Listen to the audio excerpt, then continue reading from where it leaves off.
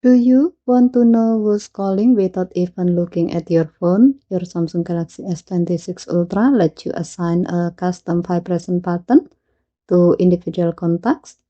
Let me show you how. First, open the Contacts app. Select the contact you want to customize. Tap Details icon.